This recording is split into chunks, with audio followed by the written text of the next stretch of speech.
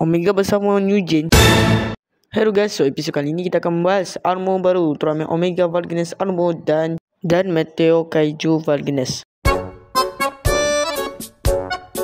Overall ya, bentuk Ultraman Omega ni Vulganis Armor okey-okey saja dan tak ada masalah apa-apa lah pasal armor dia ni lah. Untuk senjatanya katanya boleh pakai 4 elemental. Ya, macam Ultraman Orb Karibo lah orang kata lah. Dan ni adalah deskripsi untuk armor final form dia lah.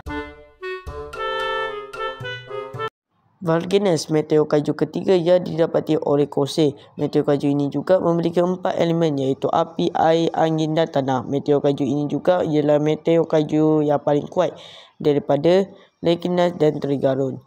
Selain itu, Omega juga boleh gunakan Vulganis untuk dapatkan Vulganis Armor. Omega Vulganis Armor ni muncul dekat Sumber Daya Convention 2025. So, kalau orang kata macam mana boleh resmi keluar ya daripada situ guys. Terima kasih sudah tengok video ni dari awal sampai akhir.